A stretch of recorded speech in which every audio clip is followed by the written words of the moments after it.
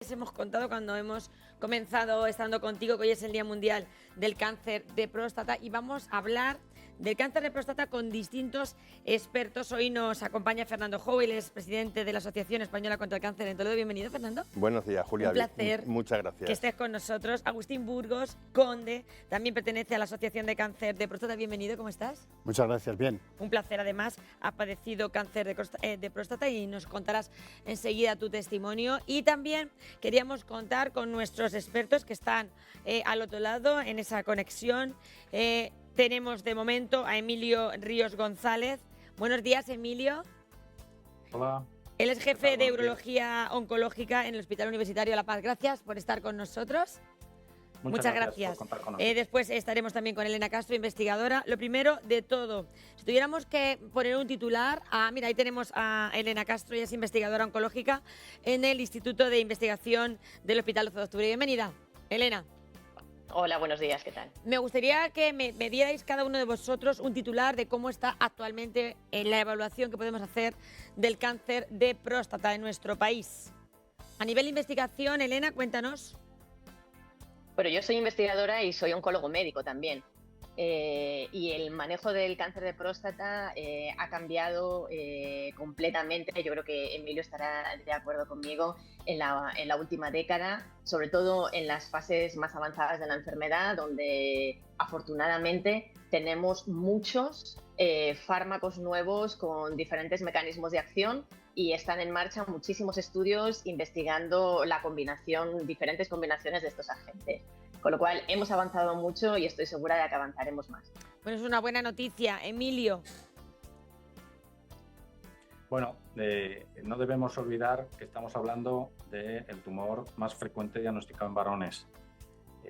Y es verdad que en la mayoría de los casos se diagnostican en una fase localizada donde podemos curar la enfermedad, ¿no? Pero a día de hoy todavía tenemos un 5% de pacientes que lo diagnosticamos ya en una enfermedad, en una situación de enfermedad diseminada o metastásica, y ahí es verdad, como decía Elena, y estoy totalmente de acuerdo, tenemos numerosos fármacos que nos están ayudando a que nuestros pacientes vivan más y mejor, pero el objetivo es reducir ese porcentaje al máximo.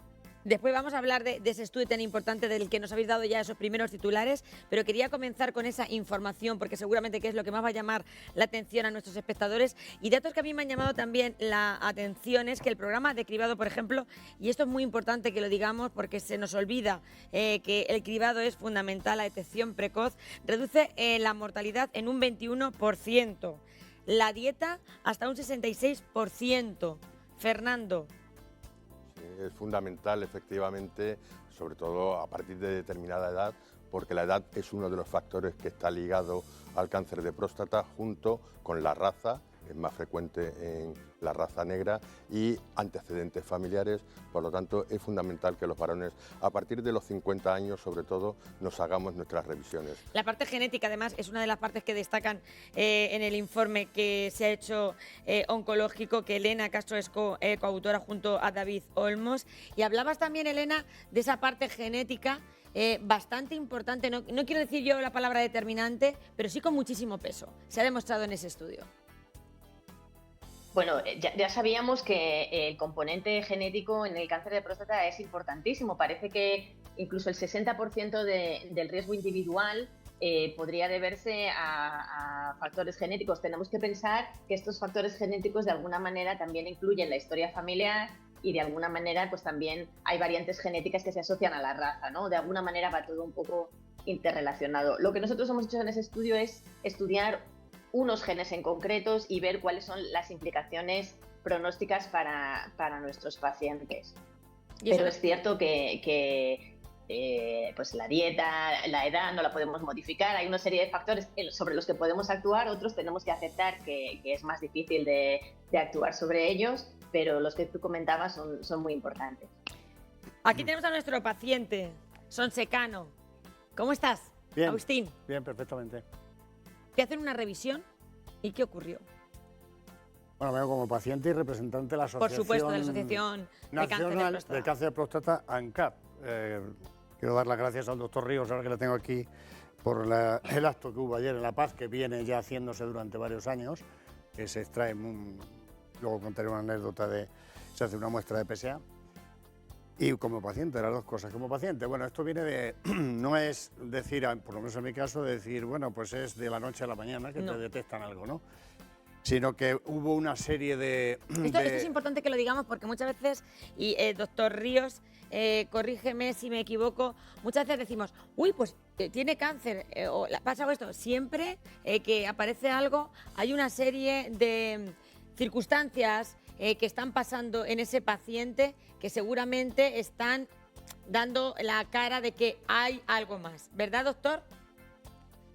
Realmente en el diagnóstico del cáncer de próstata los síntomas no es lo más importante, porque coincide con que en el varón hay un crecimiento prostático un crecimiento prostático asociado a la edad que también puede producir síntomas al orinar y no necesariamente implica que eso sea debido al cáncer. Por lo tanto, de ahí la importancia de utilizar marcadores que nos tumorales. permitan seleccionar a qué paciente debemos incrementar ese estudio, hacer un estudio más exhaustivo para ver si realmente padece o no esta enfermedad. En el caso de Luis, ¿a ti qué te ocurrió? ¿Qué te pasó en tu analítica? No, simplemente, pues bueno, empezabas a lo mejor a levantarte a orinar varias veces por la noche y tal. Bueno, la médica de familia me dijo, bueno, vamos a hacerte un PSA. El PSA salió elevado, empezó con 8 y algo, luego 10, luego, y a medida que iba me mandó al urólogo. Entonces el urólogo ya empezó a mandarme pruebas específicas, llegó a 11.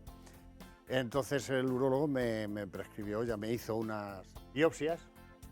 Claro, ya empezamos esta un poco más agresiva y siguió creciendo, no demasiado, pero siguió creciendo. El índice de PSA era muy bajo y descartaron, entonces los urólogos descartaron que podía ser, como hubiera dicho el doctor Ríos, otras patologías que no necesariamente son un tumor y que elevan el PSA. Entonces, en este caso concreto, se descartó una hiperplasia benigna de próstata, una prostatitis, nada, me mandaron antibióticos incluso, y se veía que la cosa, según me dijo la uróloga, iba encaminada y dijo, vamos a ir por ello porque aquí sigue dando negativo, hasta que ya definitivamente en el 2021 me hicieron una biopsia más agresiva con anestesia. Entonces el resultado en el 2021, ya en julio, me confirmaron realmente que tenía un carcinoma adenocarcinoma de próstata. Un Gleason 3-3, que no es de lo más agresivo. Una cosa... Claro, porque luego cada cáncer de Hay una próstata escala, claro. tiene sus nombres y sus apellidos. Ahí tenemos a nuestros especialistas, a nuestros oncólogas. Eso es lo que va a decidir y determinar el tipo de tratamiento que se va a utilizar. Doctora. Claro, es muy importante porque nos dice, nos habla de la agresividad de la enfermedad y las posibilidades que tiene de recaer y de que se pueda hacer un tratamiento radical con intención curativa o de que tengamos que añadir algo más a ese tratamiento. A veces incluso son pacientes que, bueno, esto el doctor Ríos probablemente podría comentar mucho más. Pacientes a lo mejor que si incluso la agresividad del tumor es muy es baja y el tumor es muy pequeñito, incluso se les puede hacer un seguimiento sin necesidad de iniciar, de realizar pues, una cirugía o un tratamiento de radioterapia, ¿no? Entonces, poner el nombre y los apellidos es muy importante a lo largo de toda la enfermedad. ¿Y qué ventajas tendría el estudio que habéis hecho para poder utilizar el tratamiento adecuado una vez que tenemos ya esos nombres y apellidos, doctora? Bueno, esto se centra, es ya para pacientes con enfermedad diseminada, tumores que han salido de la próstata y han ido a otra parte del cuerpo. Y lo que hemos visto es que en estos pacientes la alteración de un gen en concreto, se llama unos genes BRCA y otros que se encargan de reparar el DNA, hacen que la enfermedad tenga mal pronóstico. Lo habíamos visto ya en fases todavía más tardías, pero el impacto en esta fase más temprana parece que es mucho más importante que el que vemos luego más tarde. Y esto es importante porque hay una serie de fármacos actualmente en desarrollo que funcionan muy bien en las personas que tienen estas alteraciones, con lo cual lo que nos viene a decir este trabajo es hay que identificar estas alteraciones pronto para poderles ofrecer este tratamiento que seguramente es el que redunde en mayor beneficio para estos pacientes. Y sobre todo, doctora, incidimos en la necesidad de tener unas pruebas genéticas ahí con tiempo. Claro, tenemos que hacerlas con tiempo porque la prueba no es como el PSA, que de un día para otro lo podemos tener. Este tipo de análisis nos lleva, pues a lo mejor un par de semanas, ¿no? Entonces tenemos que hacerla para que podamos decidir la estrategia terapéutica bien, con tiempo y no se nos pase una oportunidad. Decimos, fíjate, doctora, el tiempo sigue primando desde el punto de vista de este estudio que habéis hecho y que demuestra que si tenemos esas pruebas pues podemos ser más eficaces, hasta como nos dirá el doctor Ríos, también oncólogo, en la determinación de la detección precoz y sobre todo el tipo de tratamiento que va encaminado a cada paciente, doctor. Sin duda ninguna. Como bien habías indicado inicialmente, el diagnóstico precoz reduce la mortalidad y eso es evidencia más que suficiente para recomendar a la población que de forma sistemática se haga un diagnóstico precoz, ¿no? Porque si diagnosticamos la enfermedad en una fase localizada, podemos ofrecer, como ha dicho la doctora Castro, tratamientos con intención curativa, ya sea con cirugía o ya sea con radioterapia. E incluso en aquellos que tengan tumores muy poco agresivos, podemos vigilar la enfermedad, porque sabemos que hay un alto porcentaje de pacientes que nunca necesitarán tratamiento. Y eso también es importante. Doctor Ríos, yo cuando comenzaba el programa hablaba de un dato que me ha llamado la atención. Está claro que la población envejece, que vamos a vivir más años que vivíamos antes. Esto también va a provocar que el porcentaje de casos de cáncer de próstata aumenten, evidentemente. Efectivamente, hay una tendencia a incrementar el diagnóstico porque, como bien han apuntado, el mayor factor de riesgo para desarrollar cáncer de próstata es la edad y cada vez vivimos más y mejor. Por lo tanto, a la hora de decidir si tenemos que diagnosticar a nuestros pacientes, tendremos que valorar si se van a beneficiar luego de ese diagnóstico, ¿no? Hay que diagnosticar al que necesita ser diagnosticado y tratar al que necesita ser tratado. Doctor Ríos, vivimos más y mejor y queremos vivir con la mejor calidad de vida. También hoy, Día Mundial del Cáncer de Próstata, Fernando, y en la asociación tenéis pues el mejor asesoramiento. Tenemos que hablar del después, de lo que ocurre después, que no se nos olvide. Claro, porque cada vez, como bien se ha dicho, son más los supervivientes de cáncer de próstata que tendrán que vivir cada vez más años con las secuelas posibles que haya tenido esa enfermedad. Secuelas importantes. Secuelas que pueden ser marcan a ese paciente. Físicas o psicológicas. Exacto. También. Pero no solamente el paciente, sino también a veces los familiares. El cáncer afecta de manera psicológica a todo el entorno familiar. Y en la asociación, por ejemplo, el servicio de psicología es más demandado casi por los familiares que por los propios pacientes. Y en este caso más aún todavía, porque uno de los efectos secundarios tiene que ver con la esfera sexual. El teléfono está abierto. Más de una vez cuando hemos tratado este tema a lo largo del tiempo que llevamos haciendo las mañanas, han sido muchas las personas que han llamado contando precisamente eso. Y llamaban pues las mujeres contando la situación que atravesaban sus maridos. Tratan tanto... El teléfono está abierto, Fernando, permíteme que diga, para que los espectadores puedan descolgarlo y mandar un WhatsApp, o si prefieren usted hacer una llamada de teléfono, porque eso tenemos que contarlo y tiene solución. Claro, que tiene es solución. Lo importante. Y tratan a la pareja de una manera integral nuestros psicólogos, o posibles secuelas físicas como pudieran ser incontinencia urinaria en pacientes cada vez también más jóvenes también, aunque va asociada a la edad, pero como la supervivencia es mayor, todavía están en edad laboral y tienen que reincorporarse a ese trabajo, a su trabajo habitual, y a lo mejor no pueden hacer todo lo que hacían y hay que hacer también una adaptación del puesto de trabajo. Ahí también están los abogados de la Asociación Española contra el Cáncer para el asesoramiento jurídico de posibles incapacidades, de posibles adaptaciones del puesto de trabajo, etcétera, etcétera. O ayudas sociales que tenemos también, porque cuando el cáncer entra en una casa, lo que suele ocurrir es que aumentan los gastos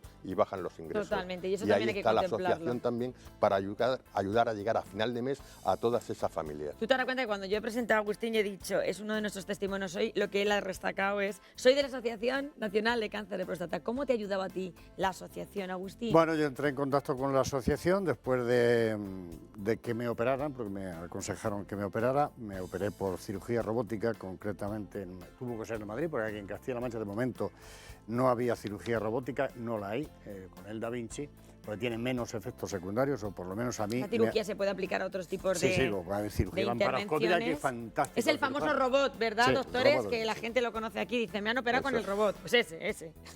Entonces, bueno, pues una vez que ya contacté con ellos, contacté con la asociación, me ayudaron muchísimo. Cuando tú vas y te diagnostican y te dicen la famosa palabra, pues cada uno lo puede enfocar de una forma distinta y le afecta psicológicamente. Entré en contacto con la asociación porque te bloqueas un poco y ahí me ayudaron muchísimo. Y bueno, digamos que esto es como una cadena de favores. Ahora yo ayudo al que puedo.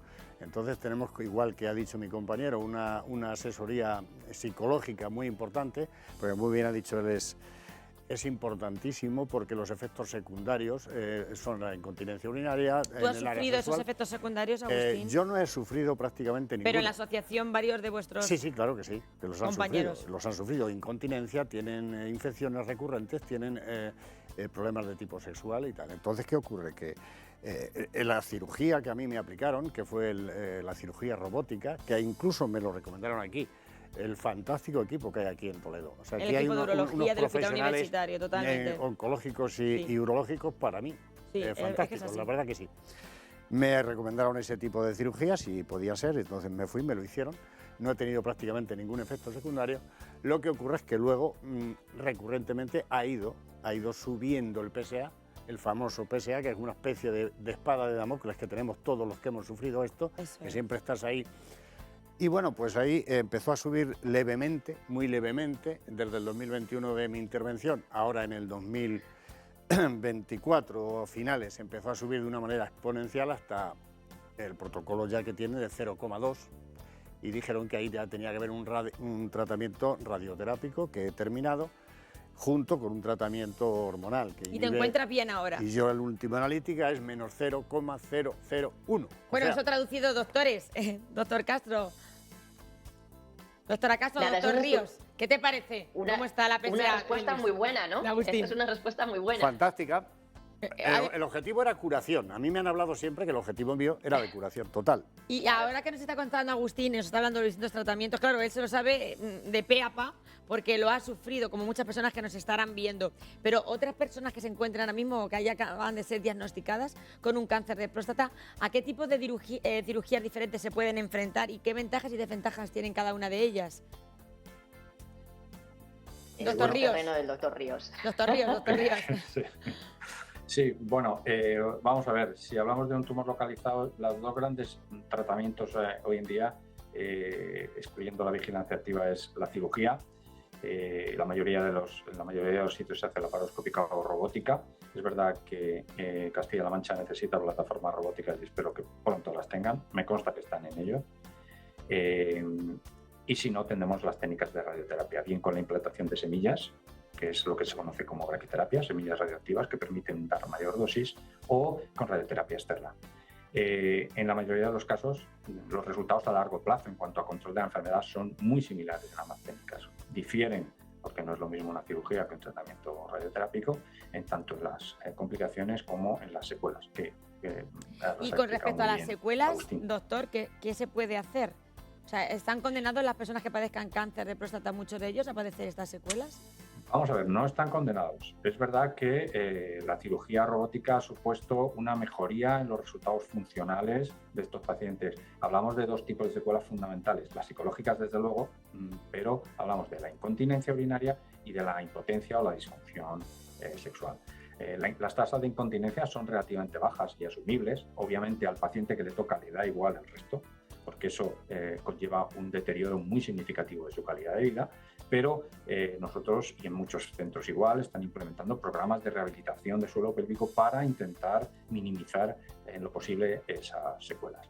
Y la disfunción eréctil es un poco más compleja, porque no en todos los tumores se puede intentar preservar esa función sexual, y además porque también influye la edad del paciente y los factores de riesgo cardiovascular. Cuanto más anciano o mayor edad tenga y mayores factores de riesgo tenga, es más difícil preservar la función sexual. Y aunque parezca algo menor, cuando un paciente va recuperando su calidad de vida y deja atrás y tiene controlado el PSA, también supone un problema no solo funcional, sino también psicológico, porque realmente la disfunción eréctil tiene un impacto psicológico muy serio en los pacientes. Pues doctor Ríos, muchísimas gracias por estar al otro lado. Doctor Emilio Ríos González, jefe de la sección de urología oncológica del Hospital Universitario Alpaz. Gracias de corazón. Gracias por Muchas estar gracias. con nosotros. Muchas Quiero también dar las gracias a la doctora Castro, por ese estudio. Además, han participado, se ha hecho en diferentes centros españoles, portugueses e italianos. A mí me quedo con ese titular que me ha gustado, ese fármaco que revierte la agresividad del tumor, teniendo en cuenta pues ese estudio genético, ¿verdad, doctora?, tan importante, que nos va a permitir, haciéndolo con tiempo, pues conocer esos genes y seguramente mejorar que la evolución de ese cáncer de próstata pues sea la mejor posible, que al final es el objetivo. Así es. Doctora Castro, muchísimas gracias. Os invitamos a los dos a que vengáis un día con nosotros al programa. La doctora Castro investiga en el Hospital 12 de Octubre. Queríamos tener distintas perspectivas de un día como hoy, que es el Día Mundial del Cáncer de Próstata. Gracias a los dos. Y aquí me quedo con Fernando para terminar y con Agustín. Desde la asociación, ¿algún mensaje que queráis mandar, Fernando? Sí, un mensaje positivo, que aquí estamos para todos aquellos que llamen a la Asociación Española contra el Cáncer, y pueden hacerlo en cualquier momento del día, las 24 horas del día, los 365 días del año, de manera gratuita, al teléfono 900 100 036, donde serán atendidos por personas, no por un robot ni por una máquina, El ni un robot para contestador operar, automático. la bici, Eso es. pero las Entonces personas para les van a escuchar. dirigir a nuestros servicios los que mejor le puedan necesitar en ese momento, ya sea de psicología, ya sea ayuda social, ya sea de nutrición, de fisioterapia también tenemos concertada. Tenemos toda una gama de ayudas para los pacientes, y lo que me gusta resaltar sobre todo es que todas ellas son total y absolutamente gratuitas. Gratuitas. Tanto para pacientes como para familiares, y lo son también gracias a la cantidad de socios que tiene la Asociación Española contra el Cáncer. Pues muchísimas gracias, Fernando. Ahí está ANCAP, Agustín, No, ese lo que mensaje nosotros a no todas quiero las personas dejar, que no padezcan quiero cáncer. dejar de resaltar que 1 de cada 5 varones posiblemente van a tener cáncer de próstata. Desde nuestra asociación ANCAP, en todos los sitios y foros donde nos invitan, tenemos un objetivo, que es decir que hay que hacer un cribado poblacional, porque se ha demostrado que es efectivo, es decir, que es un pinchazo de prácticamente nada. Eso es. Y el PSA. Y de hecho, actos como los de ayer, en el 2023, se detectó de gente que pasaba por allí 40 pacientes, uno de ellos ya tenía un cáncer metastásico. Cuidado. Prevención y detección precoz. Y no temor, y desde Y con eso en la mesa estos nuestra estudios, como el que asociación han hecho en ANCAP los decimos eso, el cribado, y luchamos por él, y acompañar a los pacientes para lo que quieran. Se meten en la página web y ANCAP, y es como ha dicho mi compañero, tenemos todos los servicios que necesitan. Perfecto. Incentivar a la población masculina a que Exacto. se haga sus Que se haga chequeos, sus vigilancias. En eso las mujeres nos lleváis muchas yo- ventajas. pero Bueno, pues mucho. hay que copiar eso de las mucho, mujeres. Gracias pero a los mucho. dos, Fernando. Agustín, Gracias. continuamos en Estando Contigo. Nos vamos a publicidad 2 minutillos.